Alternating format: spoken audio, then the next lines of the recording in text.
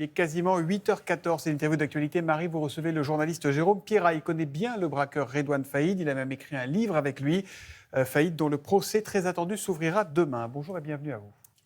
Bonjour Jérôme Pierrat, merci beaucoup d'être avec nous. Donc demain s'ouvre ce procès de Redouane Faïd, vous y serez évidemment. Je rappelle quand même qu'il est jugé pour son évasion de la prison de Réau en Seine-et-Marne, c'était en 2018. Il s'était déjà évadé en 2013 d'une prison du Nord. Il avait écopé de 10 ans de prison pour cette évasion. Qu'est-ce qu'il risque aujourd'hui ? C'est la perpétuité, j'imagine ? Oui, la perpétuité, en tout cas des années supplémentaires, vu qu'il a déjà une cinquantaine d'années à faire. Le quantum ne va pas changer beaucoup.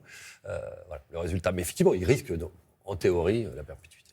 Vous le connaissez, hein, Thomas le disait, vous avez écrit un livre avec lui. C'est qui Redouane Faïd ? C'est un charmant garçon. Ça peut paraître bizarre de dire ça, mais c'est un garçon qui est issu des quartiers défavorisés, de la banlieue parisienne, et puis qui a grandi dans le banditisme jusqu'à atteindre le Graal, c'est-à-dire du braqueur, les attaques de fourgons blindés, etc. Et puis à côté de ça, c'est un garçon qui n'a pas du tout le profil du caïd de cité. Alors c'est-à-dire, c'est quoi son profil ? Parce que c'est un type qui pourrait être présentateur du Télématin, c'est-à-dire il est charmant, charmeur, intelligent, cultivé. Non mais c'est vrai, il n'a pas du tout c'est pas du tout la carte postale comme on l'imagine du gangster. Et alors pourquoi il a pris cette direction-là ? Je crois qu'il a été passionné par le cinéma, Redouane Faïd, très petit. Alors, il a regardé Port sur la ville avec Jean-Paul Belmondo. Il aurait pu devenir commissaire de police, mais manque de peau, il était plutôt fasciné par Hit, les films de Michael Mann, les trucs de braquage, D'ailleurs, il a etc. interpellé un jour Michael Mann à la Cinémathèque Michael Mann était venu présenter un film à la Cinémathèque de Paris. Il avait été le voir en disant « Vous avez été mon professeur et c'est vous qui m'avez orienté vers cette voie, malheureusement. » Alors vous, vous le connaissez, vous êtes allé le voir il y a quelques jours, je crois, à la prison. Il est dans quel état d'esprit, là, aujourd'hui ? Il est combatif, il a envie de démontrer que ce dont on l'accuse, en tout cas, il a l'impression que le procès qu'il attend est un peu démesuré par rapport à ce qu'il a fait, c'est-à-dire une évasion sans violence, sans juste évadé. Entre guillemets, je parle toujours entre guillemets. Avec un hélicoptère, etc. Et effectivement, il y a cette semaine de procès dans la salle du 13 novembre, là où on accueille d'habitude les procès terroristes. Il y a 2 procureurs. On a l'impression qu'il y a un immense barnum.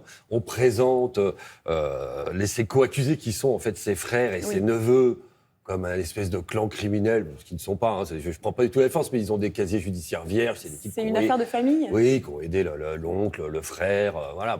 Donc il y a effectivement. Donc lui, il arrive assez combatif face à tout ce barnum un peu, qui juge peut-être un peu trop spectaculaire. Qu'est-ce qu'il espère, là, vraiment ? Là, aujourd'hui, il espère plus grand-chose. Il espère déjà revenir dans une détention normale, puisqu'il est quand même le détenu le plus surveillé d'Europe. Aujourd'hui, c'est pas moi qui le dis. En même temps, il y a des raisons. Oui, il s'est évadé 2 fois, effectivement.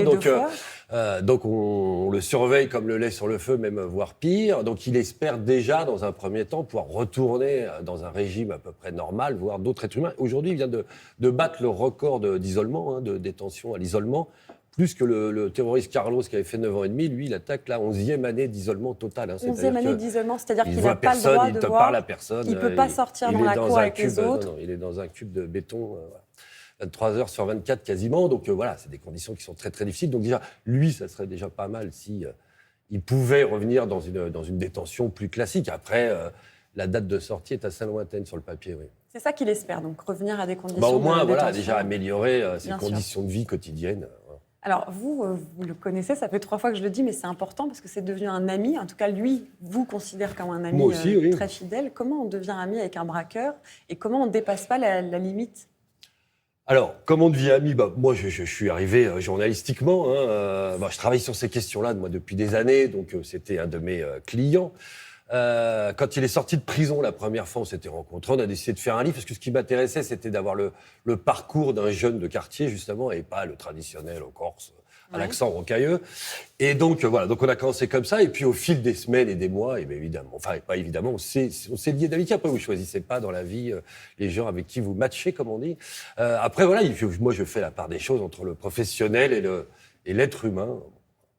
Alors demain, vous y êtes avec quelle casquette ? Journaliste, ami ? J'y vais avec un regard de journaliste quand même, ça m'intéresse, et puis j'y vais par amitié, évidemment, faire preuve de présence. Vous considérez, vous, que c'est un procès hors norme ? Alors oui, de par déjà sa logistique, enfin son organisation, oui, c'est un procès hors norme. Je veux dire, on est dans une configuration un peu hallucinante. Et encore, vous n'avez pas vu les normes de sécurité qui vont être, le dispositif de sécurité qui va être mis en place. Alors, du côté de l'administration pénitentiaire, de la police, on va vous dire non, ce garçon est quand même parti 2 fois d'établissements ultra sécurisés dans des conditions rocambolesques, donc on est à l'abri de rien. Lui juge, on n'a pas visiblement l'intention de partir à ce moment-là, et donc juge, oui, ça a un peu disproportionné. Moi aussi, je pense que vu les personnes qu'il y a dans le box, je veux dire, à part lui, et ici, il va y avoir un Corse fiché au grand banditisme qu'on a mis dans ce dossier aussi. Bon, le reste, voilà, sont des travailleurs, donc je pense que déjà quelques types de jeunes auraient peut-être suffi à sécuriser ce périmètre. Enfin voilà, il va falloir s'attendre à du grand spectacle. Ouais. C'est quand même pas des enfants de cœur.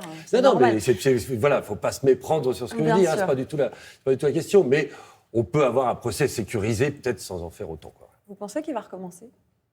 Ah, j'en sais rien, ça faut lui poser la question. Je ne sais pas du tout. Moi, je ne veux pas être dans ce genre de confidence. Je ne sais pas. Là, il n'est pas du tout dans cet état d'esprit. Il est plutôt dans un état d'esprit de se défendre au procès, de faire valoir ce qu'il a à dire. Vous publiez le 14 septembre prochain une histoire du milieu de 1850 à 2000, grand banditisme et crime organisé en France. Est-ce que Redouane Faïd est le dernier grand gangster français ou est-ce qu'on est dans l'ère du banditisme ? Alors non, on a un peu quitté l'ère des grands voyous, comme des grands flics d'ailleurs, des années 70, 80, enfin voilà, où il y avait des figures un peu emblématiques. Lui, effectivement, il s'inscrit dans cette espèce de tradition du voyou médiatisé, un peu à la Jacques Mérine, comme on dit. Voilà, dont il est un peu l'héritier, en tout cas médiatique et célèbre dans cette spécialité. Ouais. Merci beaucoup, Jérôme Pirat, C'est moi d'avoir qui vous été avec remercie. nous. Merci. Merci à vous, Redouane Faïd, donc charismatique sous certains aspects, mais qui est aussi considéré comme le cerveau de l'attaque du fourgon blindé de Villiers-sur-Marne, qui avait coûté la vie à une policière municipale. Elle s'appelait Aurélie Fouquet, elle avait 26 ans.